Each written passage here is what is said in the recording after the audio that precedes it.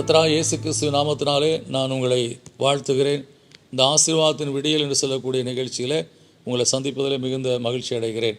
இந்த காலவேளையில் கர்த்தர் நமக்கு கொடுத்த வார்த்தை உபாகமம் 28 அதிகாரம் 12 நீ அநேக ஜாதிகளுக்கு கடன் கொடுப்பாய், நீயோ கடன் வாங்காதிருப்பாய் என்று சொல்லி கர்த்தர் இங்கே நமக்கு வாக்கு பண்ணியிருக்கிறார். தேவன் நமக்கு கொடுக்கிற தேவன்.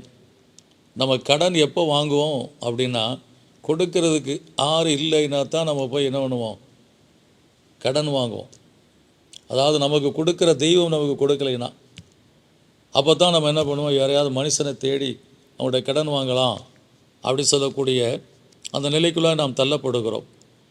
அப்போ நமக்கும் கர்த்தருக்கு இருக்கக்கூடிய உறவு அங்கே அருந்து போன நிலையில் இருக்கிறதுனால தான் அவற்றை நம்மளால் கேட்டு பெற்றுக்கொள்ள முடியவில்லை.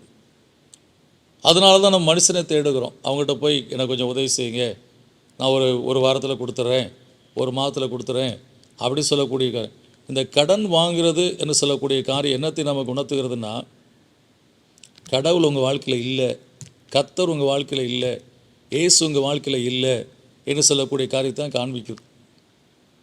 தெய்வம் உங்கள் வாழ்க்கையில் இல்லை. அதனால தான் நீங்கள் என்ன பண்ணுறீங்க, மனுஷனை தேடக்கூடிய நிலைகளாய் தள்ளப்பட்டு விட்டீங்க. நீங்கள் கர்த்தரை தேடக்கூடிய மக்களாக, கர்த்தரை நீங்கள் சேவிக்கிற மக்களாக, அவருடைய வார்த்தைகளை கீழ்ப்படித்து வாழ்கிற மக்களாக, அவருடைய கற்பனைகளையும் கட்டளைகளை கை கொள்ளுகிற ஒரு மக்களாக இருக்கும்போது, அவருக்கு பயந்து வாழக்கூடிய வாழ்க்கை நீங்கள் வாழும்போது நிச்சயமாக கர்த்தர் உங்களை கடன் வாங்க முடியாத நிலைக்கு கொண்டு செல்ல மாட்டார். நன்றாக புரிந்து கொள்ளுங்க. God is absent in your life. That's the reason you are borrowing from other people. சிம்பிளான காரியத்தை நான் உங்களுக்கு சொல்லக்கூடிய காரியம். கர்த்தர் நம்ம கூட இருக்கிறார் அப்படின்னா அப்படிப்பட்ட ஒரு நிலைக்கு நாம் தள்ளப்பட, எப்படியாவது நம்ம கர்த்தர்கிட்ட போராடியாவது கேட்டு, சண்டை போட்டாவது கேட்டு, ஆண்டவர் என்னை ஆசீர்வதி, எனக்கு ஜீவனில் தேவன், என் தகப்பனாய் தேவன் இருக்கிறேன், நான் போய் எதுக்கு அடுத்தவங்ககிட்ட கேட்கணும்ப்பா, நீங்கள் எனக்கு கொடுங்க, நான் வேணால் மற்றவங்களுக்கு கொடுக்குறேன், நீங்கள் எதுக்கு கொடுக்கலைன்னா நான் மனிதன்கிட்ட போய் நிற்க வேண்டி வரும். என் பாவமே ஒருவேளை எனக்கு தடையாக இருக்குன்னு சொன்னால் என் பாவத்தை மன்னிங்க, என்னை ஆசீர்வதிங்க. இப்படி நம்ம கர்த்தருடைய சமூகத்தில் நாம் கேட்கும்போது கர்த்தர் நிச்சயமாய் கொடுப்பார். நாம் ஆசீர்வதிக்கப்படுவோம். யாரெல்லாம் நெருக்கப்பட்ட நிலையில் நம்மிடத்தில் கேட்கிறார்களோ அவளுக்கு கொடுக்கக்கூடிய நிலையில் கர்த்தர் நம்மை உயர்த்தி வைத்து ஆசீர்வதிப்பார். எனவே இந்த கடன் என்று சொல்லக்கூடிய காரியத்தை நாம் வாங்குவதற்கு காரணம் என்ன என்பதை இந்த கால வேளையில் நீங்கள் புரிந்து கொண்டிருப்பீர்கள். தேவன் நம்முடைய வாழ்க்கையில் இல்லை, அதனால தான் நாம் கடன் வாங்குகிறோம்.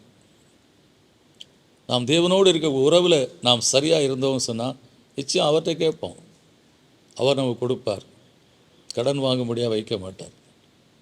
இந்த விசுவாசத்தோடு நாம் வாழ ஒப்பு கொடுப்போம், ஜெபிப்போம். கர்த்தர் நம்மை ஆசீர்வதிப்பார்.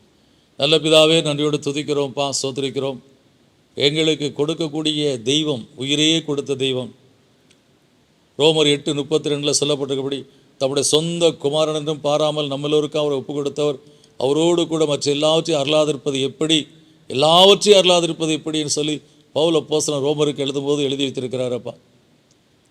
அந்த விசுவாசம் எங்கள் வாழ்க்கையில கர்த்தாவே காணப்பட முடியாய் இந்த காலைவேளையில் நாங்கள் ஜெபிக்கிறோம். எனக்கு ஒரு தெய்வம் இருக்கிறார். அந்த தெய்வம் தன்னுடைய சொந்த குமாரன் எனக்காய் கொடுத்தவர். அந்த சொந்த குமாரனாக இயேசு கிறிஸ்து எனக்காக உயிரை கொடுத்தவர்.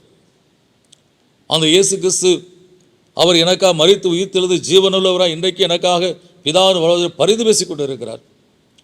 இப்படிப்பட்ட ஒரு மகத்துவமான ஒரு ஆசீர்வாதமான உறவு கர்த்தருக்குள்ளாய் எனக்கு இருக்கிறதுனாலே இந்த கால வேளையிலே கர்த்தாவே உம்முடைய சமூகத்தை நோக்கி நான் ஜெபிக்கிறேன்ப்பா. உம்முடைய ஒத்தாசை என்னை கடந்து வரட்டும். நான் மற்றவர்களுக்கு முன்பாய் குறைபட்டனா நிற்காதபடி, மற்றவர்களுக்கு நான் ஆசீர்வாதமாக இருக்க முடியாய், என்னுடைய எல்லா தேவைகளையும் சந்தையும் நீ ஜெபிக்க முடியாய் கற்பித்த ஜெபத்தில் அன்றன்றுள்ள ஆகாரத்தை எங்களுக்கு என்று தாரும் என்று சொன்னபடி எங்கள் வாழ்க்கையில் எல்லா நாளும் நான் நிறைவோடு வாழ்ந்திருக்க அருள் செய்தலும், நாங்கள் மற்றவர்களுக்கு ஆசீர்வாதமாக இருக்கக்கூடிய எங்களை ஆசீர்வத்தலும், கடன் வாங்காதபடி கடன் கொடுக்கிறவர்களாக இருக்கக்கூடிய அந்த தன்மைக்கு எங்கள் வாழ்க்கையை உயர்த்தி மேன்மைப்படுத்தி ஆசீர்வதிப்பதாவே இயேசு கிறிஸ்து நாமத்துக்கு கேட்குறோம் எங்கள் ஜீவனுள்ள நல்ல பிதாவே, ஆமென். கர்த்தர் உங்கள் வாழ்க்கையில் இருக்கும்போது நீங்கள் மற்ற இடத்துல போக மாட்டீங்க, அவர்கிட்ட தான் போய் கேட்பீங்க. அவர் நிச்சயமாக இல்லைன்னு சொல்ல மாட்டார். சொந்த குமாரனை கொடுத்தவர் நிச்சயமாக நீங்கள் கேட்குற ஆசீர்வாதங்களை கொடுத்து ஐஸ்வர்யத்தை கொடுத்து நீ கடன் வாங்காதபடி வாழ அருள் செய்வார். God bless you.